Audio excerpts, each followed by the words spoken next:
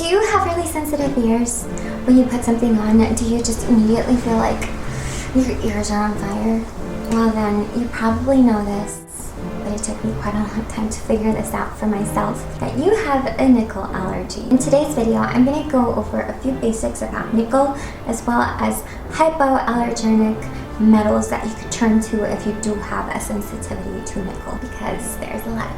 Hi everyone, I'm Gonzalez-Gibson with Kaleidoscopes and Polka Dots, where I sell handmade, vintage-inspired jewelry for the girl who's in love with the past, wholeheartedly loves in the present, and embraces the future. If you love jewelry-inspired videos, as well as vintage fashion and books, please be sure to subscribe and hit that notification bell so that you never miss a video. The reason this topic is really important to me is because I am a jewelry designer and I have an allergy to nickel. For many years I shied away from creating anything that resembled an earring because part of my design process is testing these on myself, making sure that they lay the right way, that they dangle the right way, and if I can't wear the product, then I'm not gonna put it out to be purchased.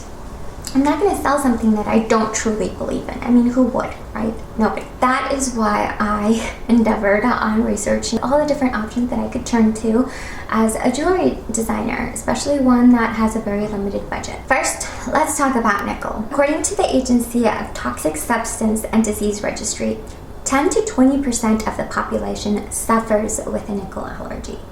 And the thing is, nickel is everywhere. Everywhere. On your glasses, on your watch, on your phone, on your camera, it's everywhere. And in canned foods, I mean the canning of the food, not the food itself. Well, it kind of melts into it. Anyway, as a result, nickel allergies manifest themselves in different people in different ways and at different degrees of severity. Today, I'm primarily going to focus on nickel allergies as they relate to your ears. Your earrings. So why is nickel used so much? Well, it's the 5th most common element on Earth. It's ductile, it's completely recyclable, it's corrosion and oxidation resistant, it has a high melting point. I mean, all of these properties combined make it for the perfect choice for a lot of manufacturers. So I get it. However, how do we deal? There are hypoallergenic options, and they are as follows: 24 karat gold, stainless steel, platinum, titanium, and sterling silver. All of these, in their purest form, are hypoallergenic. Let's talk a little bit about each of these. So 24 karat gold is very soft and is therefore not very good for durability. Therefore, it needs to be alloyed with something else, and generally that is either nickel or copper. Hypoallergenic. Next, let's talk about stainless steel. I would say that stainless steel is probably the most often touted hypoallergenic metal. At least that was the first thing that I found when I was doing my search in the first place. And yes, there are different forms of stainless steel that are hypoallergenic. According to Golden Age Beads, the most hypoallergenic stainless steel is that which is marked XC45 steel or 430 stainless steel. Now, as a jewelry designer who has gone out and tried to buy this kind of stuff, I really haven't seen too many retailers that actually mark their stainless steel as such. I'm sure it exists, I'm sure it's out there, but that's what I found. So what makes stainless steel stainless? That's chromium, and everything else is a mixture. Part of it is nickel though. According to the Nickel Institute, 2/3 of the global production of nickel is used to make stainless steel. Therefore, is it really hypoallergenic? Next, let's talk about platinum. Platinum is the one that I really want to use one day soon. It is beautiful and it is durable and it's pricey.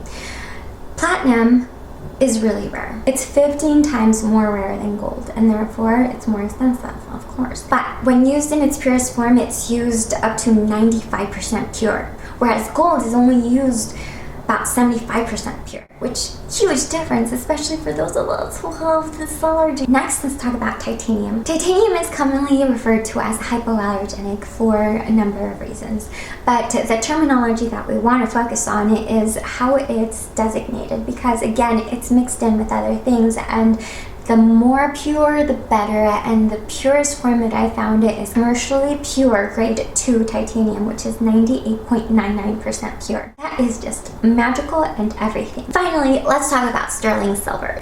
925 sterling silver is 92.5% pure, hence the designation that. And everything else, of course, is a mixture.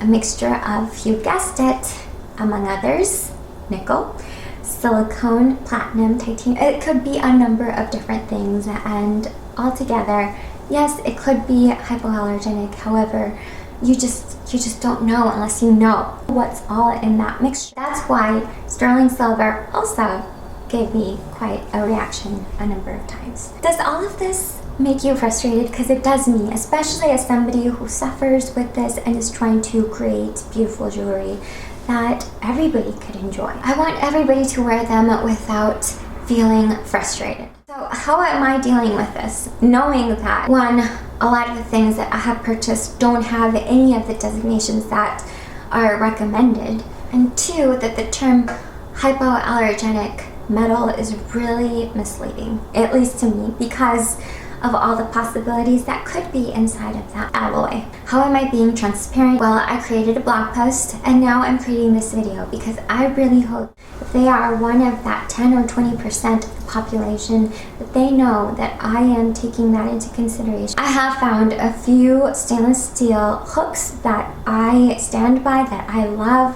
However, your allergy may be different to mine, and I won't question you if you say that you have developed a reaction. Just let me know within 30 days of your purchase and I will happily refund your money, work with you on an exchange, or whatever it is that you want to do. If I can manage to procure those with the specific designation that is recommended, then I will definitely do so. However, at this point in time, that's not the case. The stainless steel earring hooks that I do carry are lovely. I have not had a reaction to them. I just pray that that continues, and I hope that if you do have a nickel allergy, they work for you. To read the full blog post, click on the link in the description box. The blog post not only covers this topic, but also a number of other things, such as what is the difference between metal and an alloy, because I had to look that up too. Alright guys, thank you so much for your time. I really appreciate it. If you like this video, please